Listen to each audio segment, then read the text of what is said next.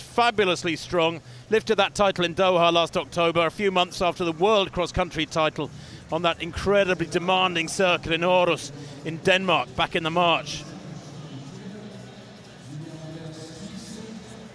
Well, the world record for 5,000 on the roads was set here by Cheptegei back on the 16th of February, so he's got fond memories of Monaco, the Ugandan. He's built nicely this last few years. He was 8th in the Rio 5,000, the Olympic Games, and then 6th in the 10,000 a year. But that only race he's had this year was that 5,000 world record on the roads, 12:51. Watch out too for Julian Wunders of Switzerland here, third away from the camera. Holds European record at half marathon. So, let me break it down for you. The world record of 12.5 laps is equivalent to 3 times a mile in 4:02, and then another half lap at a pretty healthy clip. That in itself sounds astonishing. They need to run 60.5 per lap, and I'm not sure anybody here is going to do it. Whether or not Cheptegei's in the mood, we shall see. 3 pacemakers though, and Roy Hoornweg of the Netherlands, the 31-year-old, is going to take them out early on. But they do need 60.5 per lap. It's incredibly quick, and that's why already, after what, a couple hundred meters, almost down to single file. Interesting to see, Steve, how Henrik Ingebrigtsen goes. He's back in, about 9th place at the moment. Mustachioed and usually wearing sunglasses. He's seen great runs from his brothers in the 1500 already. But as they come to one lap, let's see the split here through 400 meters. There, and it's around 60 flat. Goodness me, it's quick. Yeah, Tim, the clock not stopping there, so you're right, I think around 60, which is what was asked for. So Cheptegei has picked up the gauntlet, and he's got a couple of his teammates for company as well. Well, actually not his teammates, but training partners, and he's got Kameli is just at the back of that group, and those 3, with the 3 pacemakers already well ahead of the rest. You mentioned Krippes leading them, Ingebrigtsen in that group as well. So from 200, the first that they've just clocked, that was a 60.7, Tim, to the finish line, if you like. So they're on it, and the lights are there to help them. You'll see them on the inside of the track. They're just ahead of the green lights. We can see it down the back straight. You can't quite see it on that shot there. You can maybe just see the green lights there. They are right up there with the athletes. So that's set at this even pace world record. And I think, Tim, you and I keep making the point to people, lights are great at even pace, but that's not how races are generally run, are they? No, it's not. No, you need to be a little bit outside. Well, generally speaking, you need to be a little bit outside the world record tempo with a lap and a half to go, and then you wind it up on that final lap and make up a big deficit to close in on the world record time. They went through 800 there, by the way, in about 2:01.5, and they're coming up towards the 1 kilometre now in front of us. And Kisa now hits the front. A Ugandan 24-year-old, he's a 13:10 man himself, goes through 1 kilometre, 2:31.87, so that is good. That is promising. That is near as, damn it, on world record tempo. Those 5 right away from the rest now. Cheptegei still in there. Approaching 2 kilometres. This is the 2 kilometre point, and the pacemaker there goes through. That pacemaker going through 2K there, actually. 2K, a 2:31.9. Now, let me tell you that they are way ahead of the split set by Bekele when he set his world record. His first kilometre was 2:33.2. They went through here today in 2:31.9. They've just run another 2:31.9. It is brilliant pacemaking. And Ramsden now at the front, pushing on through this 6th lap. They're building a bit of a cushion here and still looking relaxed in those white socks, which is quite rare for distance runners these days on the track. Is the man attacking a really quick time, Joshua Cheptegei. His personal best is 12:57. Let me tell you that he needs to improve that by almost exactly 20 seconds to get near that world record of Kenenisa Bekele. Bekele went through 3,000 in 7:37. He was alone by that point. So the pacemakers here actually lasting just about as long, maybe a little bit longer, as the pacemakers did for Bekele and Hengelo back in May 2004. He's doing a great job here, Ramsden. What are these laps coming out at? Yeah, he's done there, Tim, and Cheptegei has got company with Kameli, but he's got to do the work here if he is to keep this on track. I don't know why he's looking at his watch, Tim, because the lights, the green lights, which are just moving away from him, should tell him if he knew that, if he knows that. He looks comfortable, he looks in his face, he looks comfortable.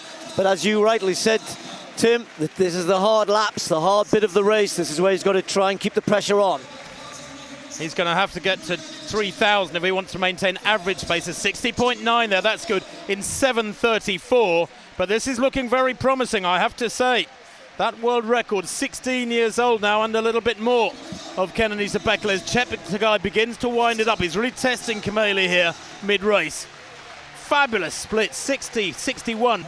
Girdle your loins, folks, because we could be seeing history unfold.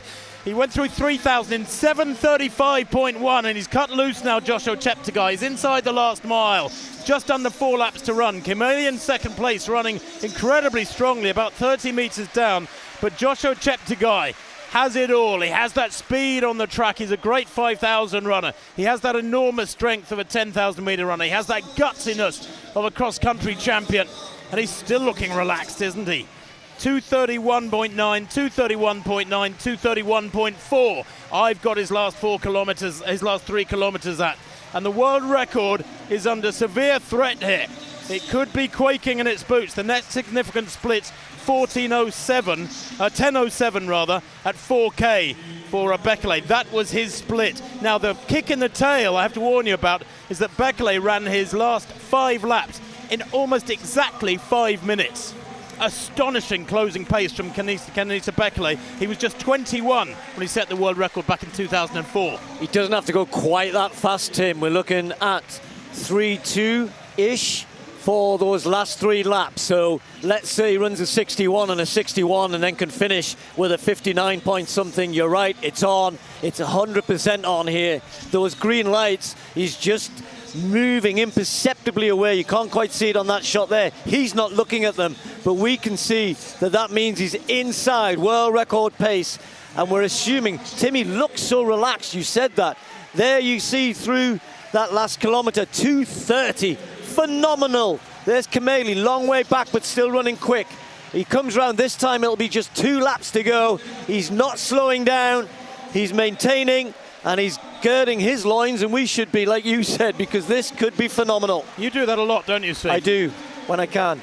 Well, the world record beckons out in front. The rest of the field, half a lap and more behind, as Joshua Cheptegei comes through now with 2 laps to run. 60.3. The previous lap was 60.1. This is unprecedented. I used the word Superman earlier on, perhaps a little bit early. This is superhuman running. Cheptegei has now built up a lead of what, about 80 metres over Kimeli. Back in second place, Nicholas Kimeli, who's a 12:57 performer, came 8th in the World Championships last year at the age of 20 in Doha. But he still looks so relaxed. A lap and a half to run. Goes through there in around 11:05. And he needs to cover his next 600 metres in about 92 seconds. And he's still glancing around.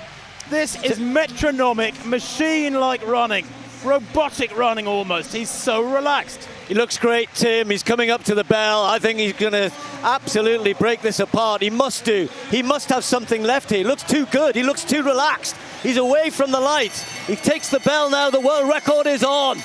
11:35 at the bell there, a 59.9. He's covered his last 3 laps in almost exactly 3 minutes. He's matching stride for stride the closing pace of Kenenisa Bekele, but he set up this world record because he went out through the first half of the race and more, much quicker than the Ethiopian 16 years ago.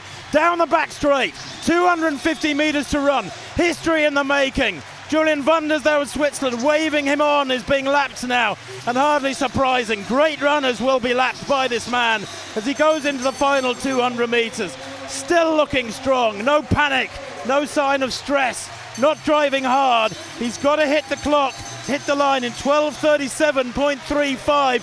Is he going to do it? Because he's tiring now.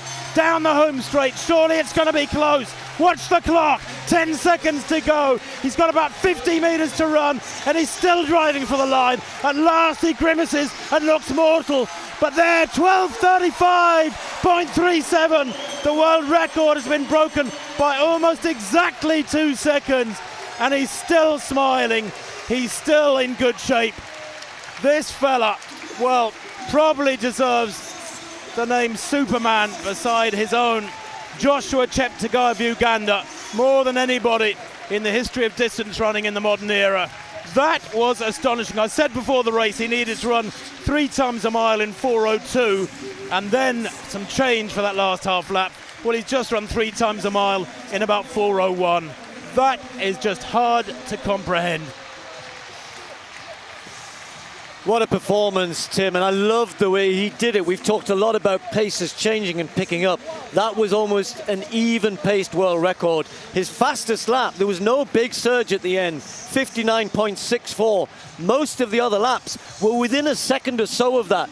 60.7, 60.6, 60.4, couple of 61s in there, just lap after lap after lap, and then he set himself up. He was tired at the end. He has every right to be tired.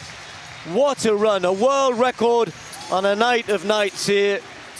And Cheptegei said he was going to do it, and he has. And you've got to really admire him for doing that. When people announce they're going to run fast and then come and do it, hats off to him. 12:51 for Kimeli, a massive personal best in second place. But that is the story of the night.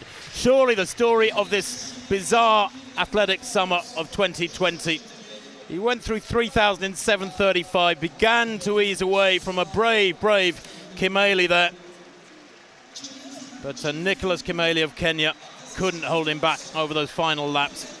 And coming home, as you said, Steve, 59.64, just adding together his last 4 laps. He ran them about 1 stride outside 4 minutes. And his last 5 laps, in fact, almost identical against the clock to those of Cheptegei Cheptegei, but he built up that big cushion early on, and that was the key to it. He was aggressive, didn't rely upon his closing speed. He ran metronomically, very even pace throughout. Fabulous stuff. And the other thing I love about him, he remembered to stop his watch as he crossed the line, just in case something went wrong with electronic timing. Oh, don't get me started on that. Marathon runners holding their hands up in front of their faces, they break the tape because they want to stop their own watch. Oh, yeah, you're entitled to look in pain but smile. It's a wonderful, rich pain that you can be proud of. 12:35.36. I didn't think I'd see that world record of Cheptegei Cheptegei broken for many a year yet. Well, from one new world record to